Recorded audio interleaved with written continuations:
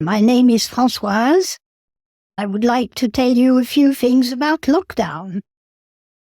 Strange experience altogether, both personally and as a member of the community I belong to.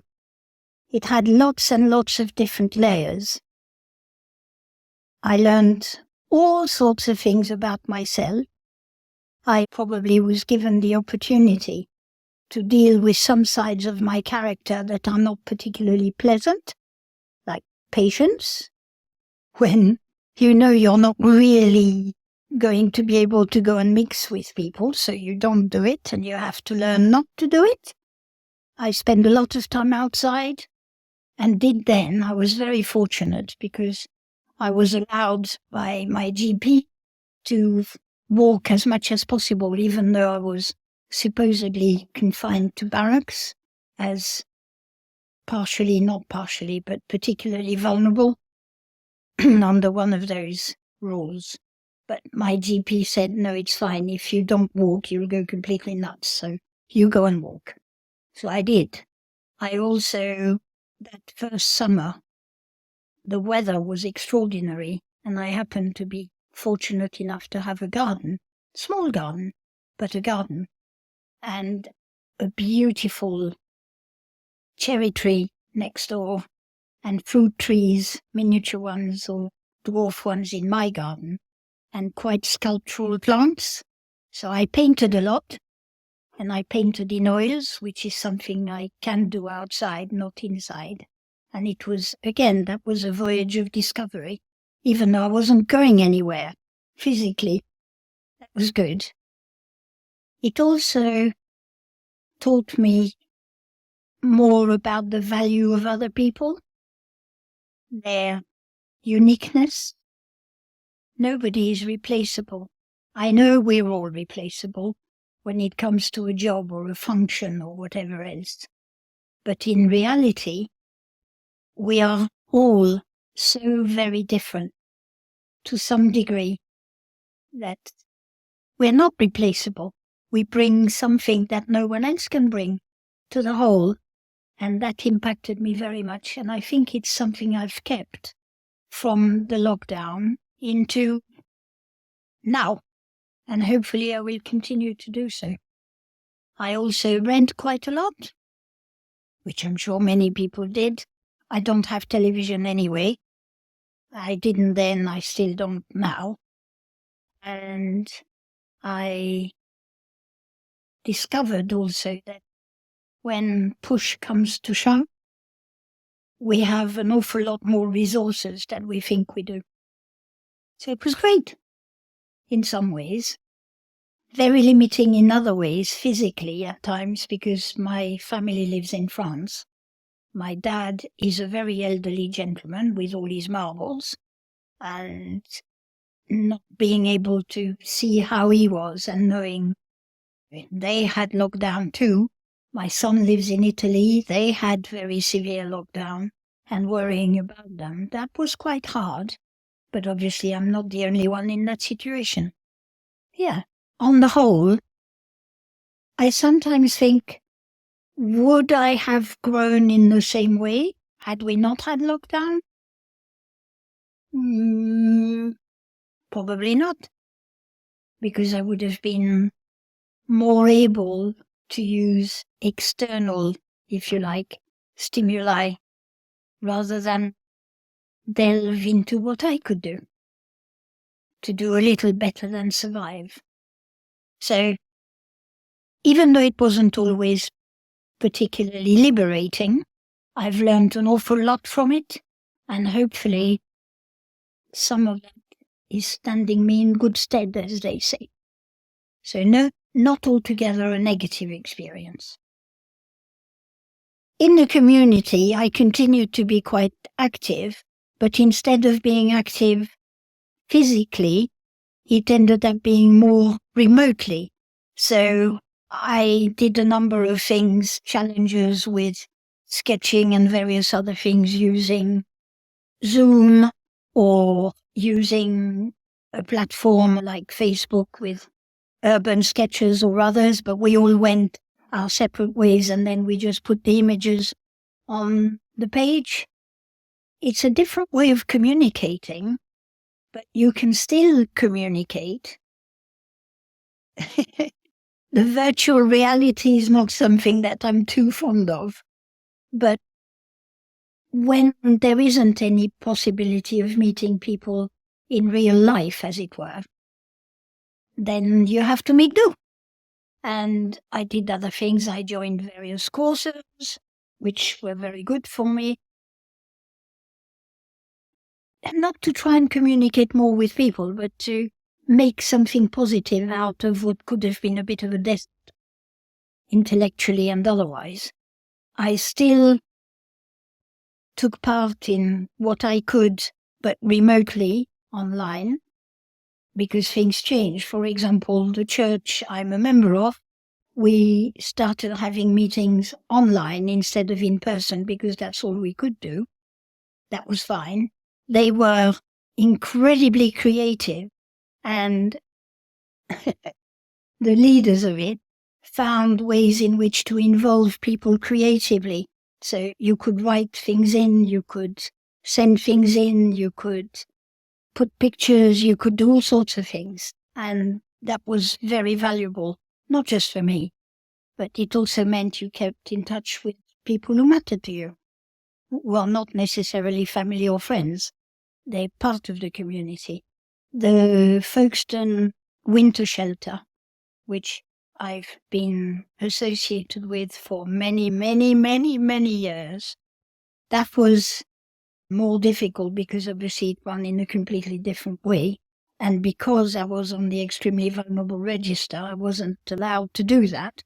So I cooked instead. And somebody came and collected the food, and then it was taken to the places it was supposed to be at. That was good. It was one way still of being connected in the community. And I was also very fortunate because I was asked to start teaching again. So again, the learning curve was really steep. I'm not completely ignorant of Zoom and various other methods, but teaching purely online, when what I really thrive on is the real contact with people, that was hard, and it taught me all sorts of things, but it was great. It was good, and it also reminded me of the fact that we can learn something new. It doesn't matter how old we are, and it doesn't matter what the circumstances are. We can still learn. So I'm very grateful for all of that. I think the community both suffered and gained from lockdown, and of course the continuation and the consequences of lockdown. A lot of people became very isolated, and it's difficult for them, still now, for some of them, to get back into some kind of people surrounding. But on the other hand, it stretched all of us, and I'm sure that it did an awful lot for creativity. Because organizations, not just the church, all sorts of organizations, I had to be very creative in what I was teaching. I've always been a bit unorthodox, so it wasn't alien to me. But using methods that didn't mean really face-to-face, that was a real challenge. It was good. Yeah. So on the whole, pluses, minuses, yeah, on both sides. But I think it allowed me to grow. And hopefully it allowed other people to grow. I have family, my dad, who lives in Paris, and who is an elderly gentleman, a very elderly gentleman. He is now 99 and a half. My son lives in Italy. And obviously I've got a small perspective on how differently, to some degree, lockdown was perceived and dealt with, both in France and in Italy. I think we had it easy, much easier than the Italians or the French did. The rules were much stricter, and the control of the rules being applied, I think, is probably where the biggest difference is. the Italians, for example, had no financial help, nothing. Here we did have some furlough of some sort, not for everybody, but for a number of people. In Italy, there is no money. We forget how difficult it is elsewhere. In France, at one point, and in Italy, we never had this here. You could only go 1 kilometer away from your house, from your residence. 1 kilometer, or the nearest bread shop, supermarket. But that is all that was allowed. You had to have a piece of paper, a permit, which had to give you authorization to go anywhere. And you had to prove that you lived in that place and you were not exceeding the limits. And they took it so much more seriously. So I think here, there was almost, with some people, there was almost the idea that, well, the rules are made, but they're not for me anyway, they're for everybody else. Which, being slightly rebellious, I do understand. But not when I know the cost elsewhere. That's not really terribly fair. I think the reporting of it, but that becomes very difficult. I have no proof, obviously. I have no proof that figures have been massaged one way or the other. I have no real proof the various television channels, official channels, reported things with a particular type of bias, but in reality we know they do, because that's what a national television has to do to some degree. There were quite a number of differences. I think also, once the Italians and the French realized that this was a serious thing, it wasn't just something made up somewhere. There was a real danger to people's well-being. They did take it very seriously, perhaps in some ways too seriously. But then I've also got the experience of my son losing 2 of his best friends. They didn't make it out of the hospital. And these were 38 and 40-year-olds. No, not even that then. 36 and 38-year-olds who live in the mountains, or sports people, were incredibly fit. They didn't make it. They died. And that does make life a bit more difficult. I think also the other difference, perhaps, and this may not be politically correct, but never mind, is the way in which parallel ideas or parallel realities, to call it something else, were either pushed forward or denied or suppressed or misinformed. There was a lot of misinformation all around, and that's always it's almost like a test tube to create all sorts of weird and wacky ideas against vaccination, for vaccination.